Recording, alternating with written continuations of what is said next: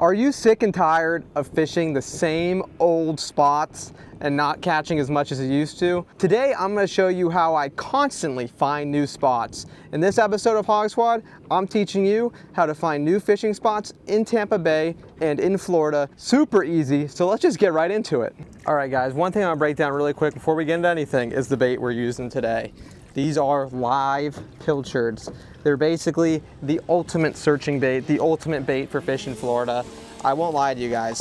When it comes to fishing any bait, I always recommend pilchards, especially if you're gonna look for new spots because you can chum them. The fish love them. Redfish, snook, trout, grad groupers, mangrove snapper, they all love them. So just don't forget to bring yourself pilchards because that can make you find some new spots. You wouldn't even believe how good they are if you just have pilchards. I do like using pinfish, but when it comes to searching for new spots, I am not using pinfish, guys. I am only using live pilchards. Good morning, everybody. It's time to find some new spots. And our first spot we're going to is a jetty. Yes, a jetty.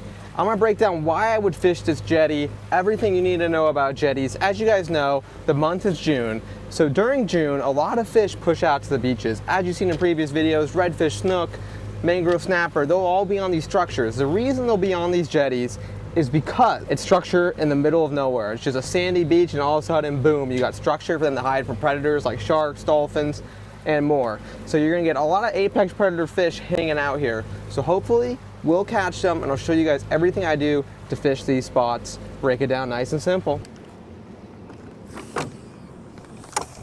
So as we pull up to this jetty, we're here right now.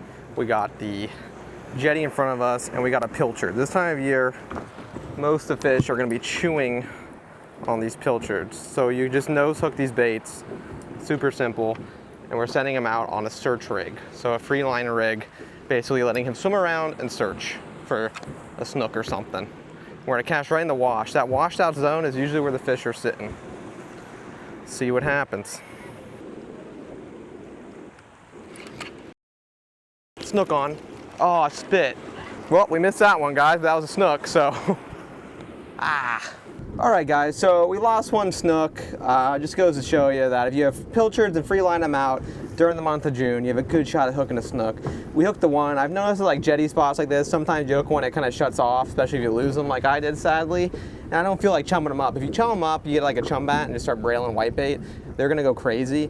But I got so many more spots to show you guys that I figure giving a breakdown of each spot is what we're doing today, why I would fish it, how I would fish it. And as you guys saw, that's how I would fish the jetty.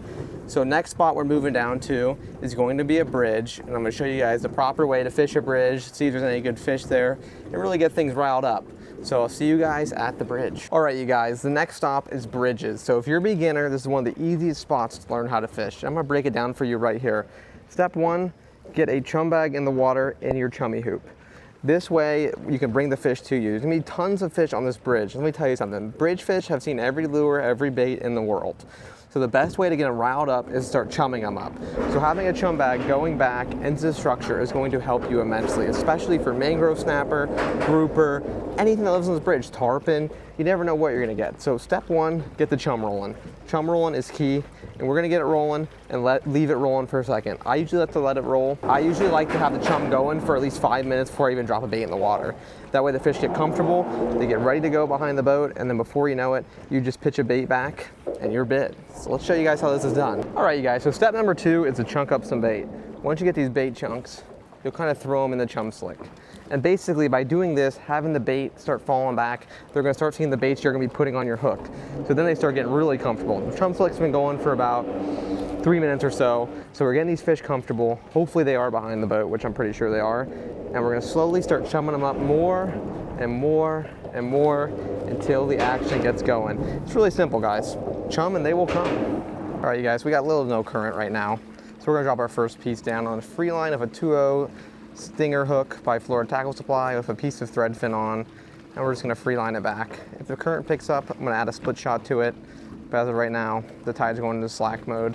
I'm just gonna feed it down to the bottom, have that drag tight, and see what happens. Oh, well, there was our first bite. I just got smashed. I don't know how the hook didn't get in them, but we got some fish around. All right, guys, we are going to be, hopefully he's dead. We're going to be casting another pilchard down in the chum slick, see what happens. Oh. And it happens like that, guys. You will lose fish. I don't know what happened there. Looks like clean break into something. But that happens, guys, you know, when you're fishing these spots. Obviously you're in structure, so you have a high chance of getting broken off, which just happened, but just retie and catch another fish. Oh, stopping this fish. Turned his head. And it's a little grouper. And I thought they followed it, actually. I think another grouper might have been chasing them. But as you guys see with this bridge, it seems to be less mangrove snappery, but a lot more gag groupery. And we'll do a few more drops here. See if we get a mango, because this usually always produces a mango, but when the gags take over, they take over in numbers. Because they eat anything that's big, we're gonna toss them right on back. All right, guys, we got one up. I think it's gonna be another grouper. Yeah, man. We're gonna give these grouper a break because this spot just seems to be absolutely loaded with the grouper. I mean, how many more of these can you catch? I'm gonna show this guy off to the camera for you. It's a pretty blue tail. Ooh, loaded.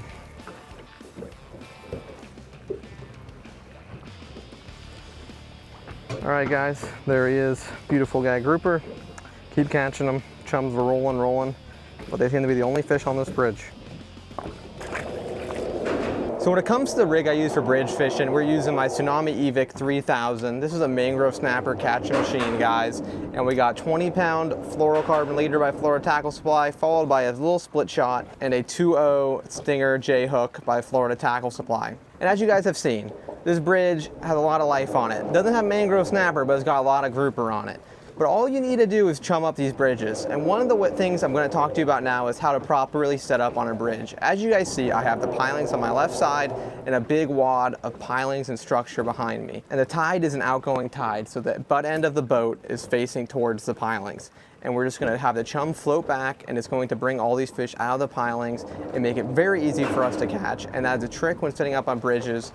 And if you guys want to see if a bridge is a good spot for you to fish, all you need to do is chum and they will come. If you just drop baits, you might have some luck, but I will guarantee you myself, you will see what's living on this bridge, and you'll see if you can catch a lot of fish there.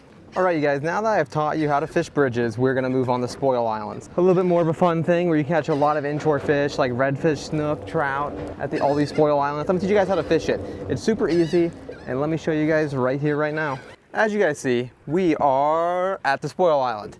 And the reason I'm fishing this section of the spoil island, I'm gonna break down for you guys. There's an oyster bar right here. We got a great grass flat, and we got a mangrove line. And not only is there all these three things, there's also a bar here. Right now we're between tides. We're about to go into the low tide. And these fish are gonna stack up on these bars. What a bar is basically when the depth changes up. So it goes from like 5 feet to 2 feet here. And a lot of times these redfish and everything like that will be sitting on the potholes on top or down below with the trout, ambushing bait and ambushing prey. I'm gonna show you guys the techniques I use to catch fish in these situations. All right, guys, when we post up on these spoil islands and oyster bars, first things first, free line bait out. I like to tail hook them when fishing these grass flats, that way they stay up and don't swim down nose first into the grass and get eaten by pinfish. So basically, guys, as I went over earlier, we got the free line rod out. The second technique I'm gonna use is just swim bait fishing. Tossing out a swim bait over the grass flats on the outside of the island and just working that swim bait back in. This way we're able to work all the ground and see if there's fish here. Especially when there's a grass flat off these islands, a swim bait is gonna be your #1 way to catch that trout that's hanging out here, especially that money, big old trout that could be lurking in these waters.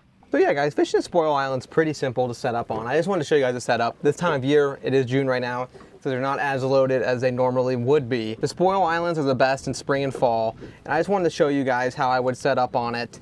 It's really easy, guys. Find the oyster bar, find the corner of the island, fish that bar, and you'll get on some good trout action. But what I really want to show you guys is how I fish the beach islands this time of year. So basically, any outer island, any outer flat by the beach, by the Gulf, is going to be holding a lot of fish. This is where all the fish seem to transition when it comes to May and June. They start pushing on the beaches. You'll see big schools of redfish, big schools of snook, big schools of trout.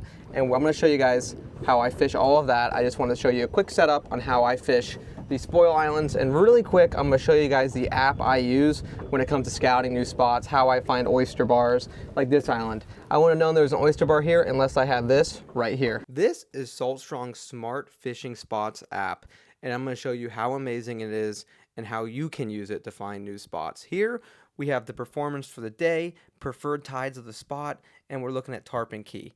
Next, we have this bar right here. Basically, this will tell you when the preferred tide to fish it is and everything you need to know, especially for spots you've never been to, and you have all the charting, depth, contour, everything in this app. It's the one-stop, one-shop, everything app, especially when it comes to finding new spots. As you know, I preach on this channel a lot. You got to find new spots. But if you get this paid smart fishing app, I can promise you, you will find new spots because it even has spots listed. And just by looking at it, you'll know the preferred tide of the area and everything. And you can also generate an AI game plan, which is huge with this because, you know, AI is taking over everything. But you got everything from seagrass vision, oyster bed vision. So when you have this, you have every tool, and there should be no excuse why you're not finding fish, because with this app and this platform and their community, it is super easy to find new spots and find a ton of fish. So check it out in the link in the description below. All right, you guys, so we're at an outer beach island right by the Gulf. The exit to the Gulf is actually right over there. But I'm gonna show you guys how I would fish at this time of year. Step one, which is fishing the flats. Basically, this is how I'd fish any flat. Super simple strategy.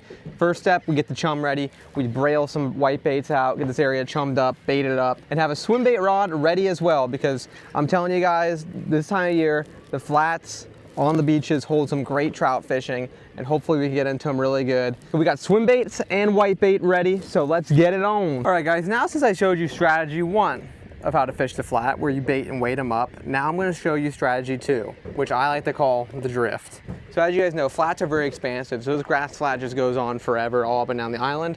So what I like to do is just pick a spot I wanna start, like we're starting the bait and weight spot, and we're just gonna drift, and I have one free line behind the boat, nose hook, so we're pulling him along on the drift. We got a good enough wind today, so it's almost like slow trolling him. And I'm gonna be tossing my swim bait. When I drift a flat, I just toss my swim bait until we hook a trout. We start hooking a bunch in one area, I'll post up on it and do exactly what I showed you guys. So let's see what happens. All right guys, so we're on our drift. Huck that swim bait out and start winding her in. And there's two ways you could do this. This is like the simple way, just a slow, steady wind, have the tail kicking, or you can twitch, stop. Just all up to what you like or what the fish are liking. I've had days where they'll only hit the slow and steady wind, and then I've had days where they want it fast, erratic, and twitching through the water.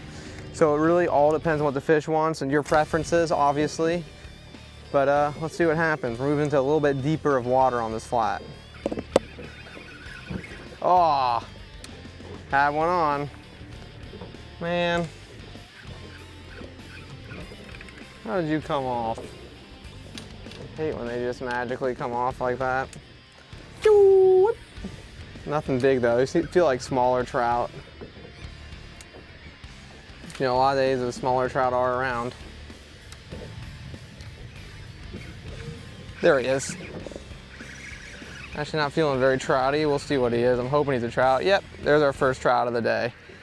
So as you guys see, just hitting that drift is one of the easiest ways to start catching fish on a flat. If you're a beginner, I recommend this the most. Just coming out, getting, you know, the rod's bent on some trout, quick release on him. Don't want to leave him out of the water too long if you're not playing for keeps. But yeah, just keeping the rod's bent is the easiest way to do this on a flat. So as I went over, it's June, so these fish are going to be on the flats closer to the beaches. And it's really easy. All I'm doing right now, let it sink, pop, pop, pop. Have the white bait drifting behind the boat, which has actually not gotten hit yet, I'm surprised. Ooh, there he is. Oh, little ladyfish. That's one thing, guys, when you're swim bait fishing a flat, there's gonna be a lot of junk fish. A lot of junk fish like ladyfish. They're kind of the king of junks out here. All right, as you guys saw, if you're a beginner, fishing the flats is super easy. We got on some trout, caught a few fish, and we're leaving. Because remember guys, today I'm just teaching you how to find these spots and what I look for.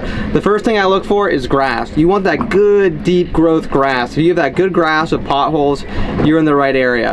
And first things first, I recommend is drifting the flat, finding where the fish are sitting with your swim bait and one free line rod out behind you. But a lot of times there's a lot of grass that comes up and is floating in your flats, so just swim bait fish it. Honestly guys, it's the easiest way to catch trout and the easiest way to find where they're sitting.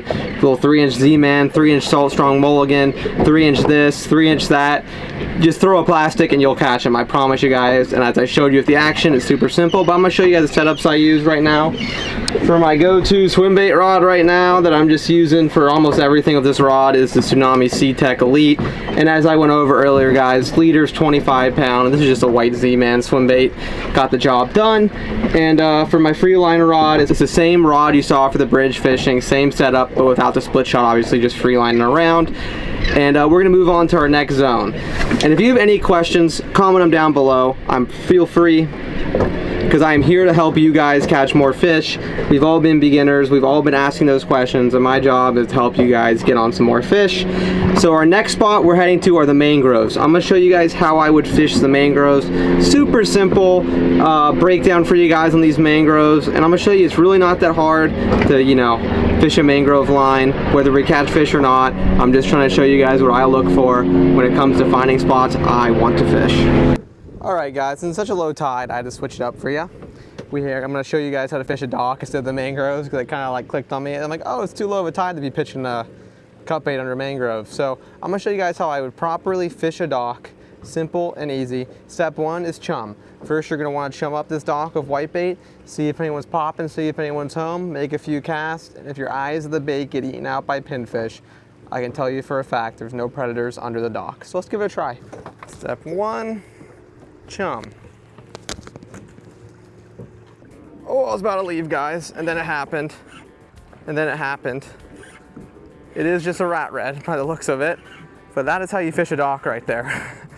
That is how you make it happen. Chum it up, and before you know it, you'll get a nice little redfish just like this guy. Freaking smoked it. Oh, oh, oh, oh, oh. Woo! There we go, guys. I'll get the nice camera out for him. All right, you guys, there's a pretty little redfish just like that, and that is exactly how I fish a dock. Chum it up, cast some free line baits under there, you'll get yourself a nice little redfish. Not a monster by any means, but still a fish. Pulled it off the dock with the technique I'm showing you guys, so we're gonna let him go. Well, guys, rod number 2's bit. See if we can get him out. Oh, it's another red.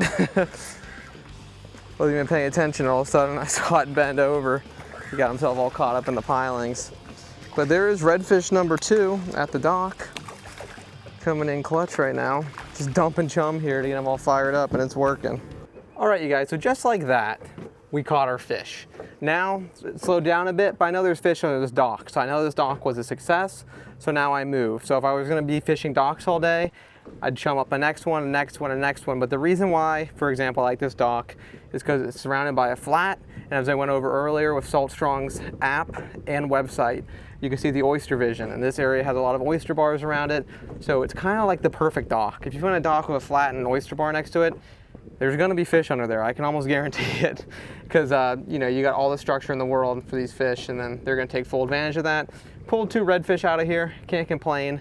So we're on to the home stretch here. All right, guys, we are heading back to the dock. I hope that you guys learned a ton today. I hope you guys go find some new spots all on your own and figure out some new fishing grounds. Maybe find the best spot of your life, because any dock could be holding a lot. That dock right there, the last spot, didn't hold too much. But I really hope you guys learned from this, and if you did, please leave a comment down below, and don't forget to like and subscribe. I'll see you next week.